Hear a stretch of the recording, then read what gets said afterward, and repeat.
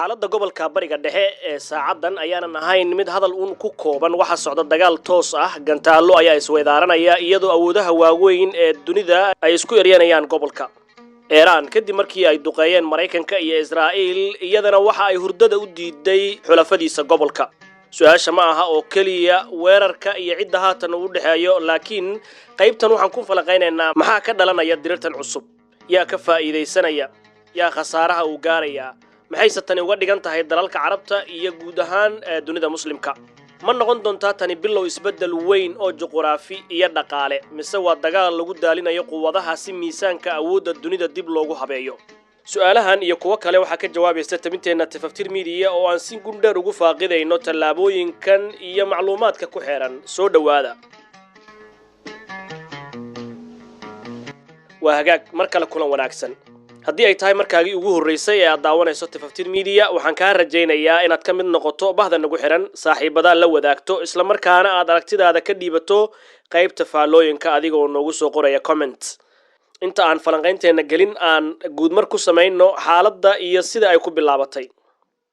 aroornimadii saakay Israa'iil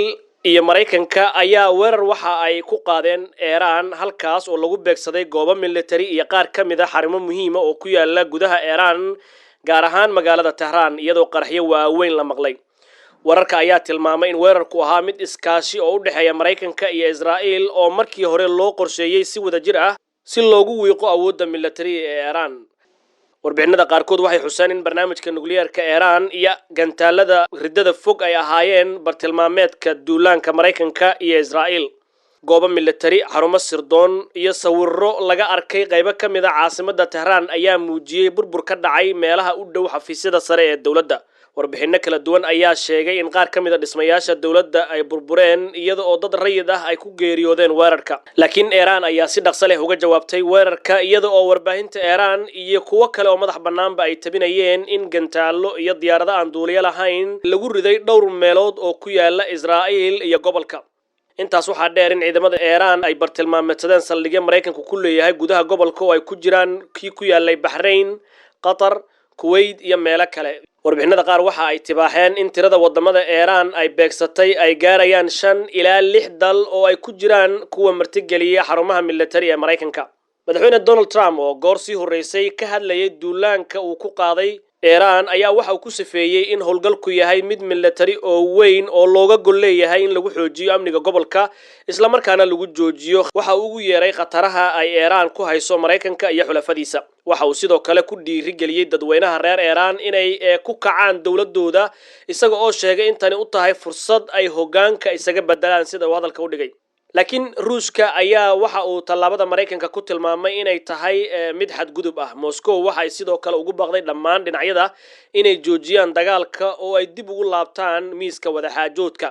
dalal kale ayaa dhaleeceeyay weerarka halka kuwa kalena ay si dhow xaaladda ula socdaan iyada oo qaarkoodna ay ka soo horjeesteen duulaanka Iran ay ku qaaday wadamada Carbeed ee gobolka ku yaala ma jiro khasaare la sugi karo heerka uu gaarsiisan yahay oo dhinacyada oo dhan ka soo baxaya laakiin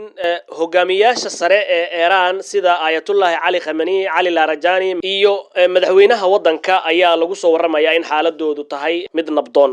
haddaba aan ku sii soconno falanqaynteena ku saabsan waxa dagaalkan ama xiisadan ay dhalinayso khubarada waxay ku andacoonayaan in Iran ay tahay xudunta isku xirta bariga dhexe iyo Asia haddii awoodeeda la wiiqana waxa si weyn isu bedeli kara isu dheelitirka awoodda gobolka waxa hoos u dhici kara saameynta dalal kale oo ku tiirsanaa xiriirka ay la leeyihiin Tehran waxa furmi kara wadooyin cusub oo saameyn u leh ganacsiga shidaalka iyo istaraatiijiyadda military Iran waa dal leh kheyraad dabiici ah oo ballaaran shidaal gaas iyo macdan waxa kale oo ay ku taalaa meel juqraafi ahaan aad muhiim u ah gaar ahaan isku xirka gacanka iyo bartamaha Asia haddii nidaamka Iran waxyeello ay gaarto waxa suuragal ah in kheyraadkaas ay gacanta u galaan quwado kale oo hore u daneynayay ma jirto falanqayn dhameystiran oo laga sameyn karo xaaladda Iran iyadoo aan la eegin doorka Ruushka iyo Shiinaha labadan dal waxay xiriir istaraatiiji ah la leeyihiin Iran waxay ka wada shaqeeyaan dhinacyada difaaca iyo ganacsiga waxay ka mid yihiin dalalka doonaya in la yareeyo saameynta Mareykanka ee adduunka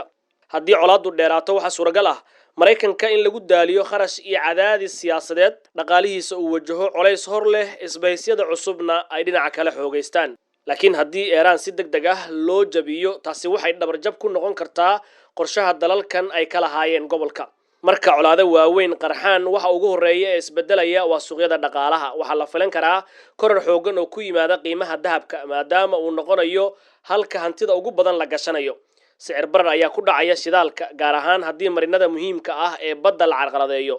hoos u dhac ayaana ku imanaya suuqyada maaliyadda iyo dhaqaalaha aan lahayn taageero dhab ah oo sugan. dalalka gobolka gaar ahaan kuwa hore ula daala dhacaya duruufaha dhaqaale ayaa noqon kara kuwa ugu daran ee ay xaaladdu saameynayso.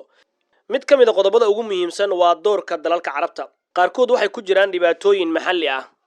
qaar kale waxay ku jiraan khilaafaadyo dariskooda kala dhaxeeya, kuwa kalena waxa ay door bideen inay ka fogaadaan hadal iyo ficil mid uun inay ku yeeshaan colaadan. kala qaybsanaantaas waxay adkeyn kartaa in la helo mowqif midaysan oo ka dhan ah ama taageeraya dhinac gaara. haddii colaadda ku ekaato xuduudaha Iran saameyntu way xadidnaan kartaa, laakiin haddii dalal kale ay si toos ah ugu lug yeeshaan ama marinada shidaalka la xiro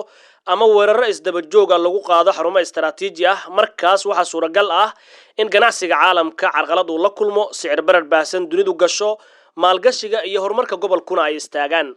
dalal kale sida Masar oo ku tiirsan marinada badda iyo dhaqdhaqaaqa ganacsiga waxay si gaar ah u dareemi karaan culays. waxaa jiray hadallo hore oo ku saabsanaa in Iran ay gaartay heer yeelasho nuclear.